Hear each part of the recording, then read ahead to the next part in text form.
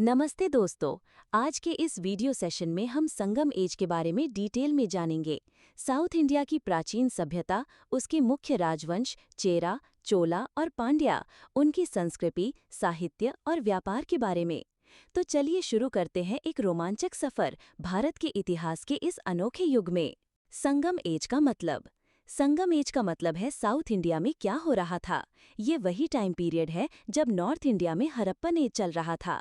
Harappan as के time south India में megalith culture था, जिसमें बड़े बड़े पत्थर ग्रेव्स के आसपास रखे जाते थे। लगभग 1000 बीसी के बाद यहाँ थिनाई बनाने लगे, जो ज्योग्राफिकल एरियाज थे और अलग अलग कम्युनिटीज के हिसाब से बनते थे। जैसे कुरिंजी पहाड़ी एरिया था, मुल्लाई जंगल, मरुतम एग्रीकल्चर, नटाल कोस्टल एरिया और पालाई एरिड लैंड। थिनाई का डिवीजन। साउथ इंडिया 5 थिनाई में डिवाइडेड था: कुरिंजी, पालाई, मुल्लाई, मरुतम और नटाल। हर थिनाई में अलग अलग कम्युनिटीज रहती थीं। मिसाल के तौर पर नटाल में फिशर कम्युनिटी रहती थी। चेरा, चोला और पांड्या एम्पायर्स। धीरे धीरे ये थिनाई चेरा, चोला और पांड्या नाम के 3 मेन एम्पायर्स में बदल गए। अशोका के इंस्क्रिप्शंस में भी इनका जिक्र मिलता है। चेरा को केरल पुत्रा, चोला को चोला मंडलम और पांड्या को पांड्या कहा गया है।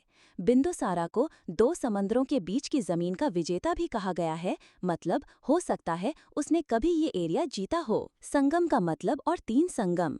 संगम का मतलब है एक असेंबली। किनकी असेंबली? पोएट्स और लिटरेट्स की। टोटल 3 संगम हुए थे, जिनको पांड्याज ने पेट्रोनाइज किया था। इन तीनों संगम को कलेक्टिवली मुझ संगम कहते हैं। पहला मदुराई में हुआ, दूसरा कपटपुरम में और तीसरा फिर से मदुराई में। पहले संगम के लीडर अगस्त्य मुनि थे, दूसरे के तोलकाप्पियार और तीसरे के नक्कीरार। पहले और तीसरे संगम में जो टेक्स्ट कंपोज हुए थे, उनका कोई एविडेंस अब नहीं है। माना जाता है कि वो फ्लड्स में बह गए। दूसरा संगम और तोलकाप्पियम। दूसरा संगम कपटपुरम में तोलकाप्पियार की लीडरशिप में हुआ। यहाँ एक तमिल ग्रामर का टेक्स्ट कंपोज किया गया, जो सबसे पुराना तमिल टेक्स्ट है, तोलकाप्पियम। ये पांड्या डायनास्टी द्वारा पैट्रोनाइज किया गया था। संगम लिटरेचर के प्रकार। संगम लिटरेचर 2 तरह का था: नैरेटिव मिल्कनाकू और डिडैक्टिक मिल्कंकू। नैरेटिव में पोएटिक नेचर की स्टोरी वर्जन होती थी और पोएटिक में लव और वॉर स्टोरीज होती थीं। मिल्कनाकू में 8 मेजर वर्क्स और 18 माइनर वर्क्स हैं। इसको फर्दर एकम लव स्टोरीज और पुरम वॉर में डिवाइड किया गया है। शीलापतिकारम और मणिमेखलाई।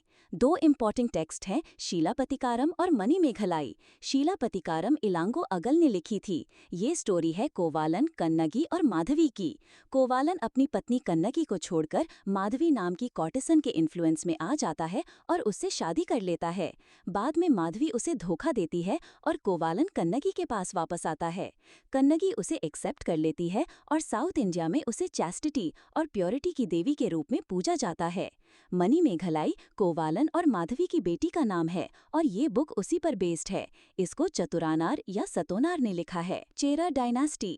चेरा डायनास्टी केरल और तमिलनाडु के कुछ हिस्सों में रूल करती थी। उनकी कैपिटल वंजी थी, जिसे करूर भी कहते हैं, और पोर्ट सिटीज मौजरिस और तोंडी थे। उनके रोमन्स के साथ ट्रेड कनेक्शंस थे और उनका सिंबल बो एंड एरो था। सेंगुत्तुवान उनके सबसे ग्रेट रूलर थे और वो कन्नगी को देवी के रूप में पूजते थे। उन्होंने मौजरिस में अगस्टस टेम्पल भी बनवाया था। उन्हें रेड चेरास के नाम से भी जाना जाता है। चोला डायनास्टी। चोला डायनास्टी पेन्नार और वेलार रिवर्स के बीच रूल करती थी, पांड्यास के नॉर्थ ईस्ट में। उनकी कैपिटल ओरायूर और पुहाड़ थी। पुहाड़ एक पोर्ट सिटी था, जिसे कावेरीपट्टनम भी कहते हैं। वो कॉटन क्लॉथ का ट्रेड करते थे। इलारा उनके अर्लीस्ट रूलर थे और कारिकाल पीरियड में सबसे ग्रेट माने जाते हैं। उन्होंने बैटल ऑफ वेन्नी जीती थी, जिसमें चेरा और पांड्या की कंबाइंड फोर्सेस को हराया था। उनका एम्ब्लम टाइगर था। अर्ली चोलास, जो 3rd सेंचुरी बीसी से 2nd सेंचुरी एडी तक थे, और इंपीरियल चोलास, जो 9th सेंचुरी एडी में आए, 2 अलग अलग डायनास्टीज थीं। हम लेटर चोलास के बारे में डिटेल में पढ़ेंगे। Pandya dynasty. Pandya dynasty Tamil Nadu region में रूल करती थी। उनकी कैपिटल मदुराई थी, जो वाईगई रिवर के किनारे पर थी। एम्ब्लम उनका कैपिटल था। उनका पहला जिक्र मेगास्थनीज की बुक इंडिका में मिलता है। उनका रूल पर्ल्स के लिए फेमस था और वो रोमन्स के साथ ट्रेड करते थे।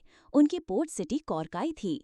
उनका रॉयल एम्ब्लम फिश था। संगम पीरियड का टाइमलाइन और इम्पॉर्टेंट टर्म्स। संगम पीरियड रफली 1000 बीसी से 500 बीसी तक चला।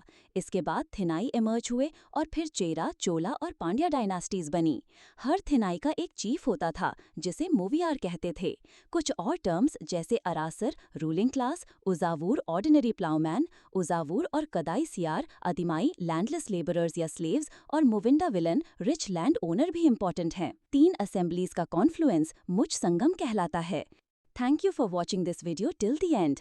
अगर आपको ये सेशन पसंद आया हो तो प्लीज़ लाइक करें, अपने दोस्तों के साथ शेयर करें और हमारे चैनल को सब्सक्राइब करना ना भूलें ताकि आपको ऐसे ही और यूजफुल एसएससी एग्जाम टिप्स और ट्रिक्स मिलते रहें।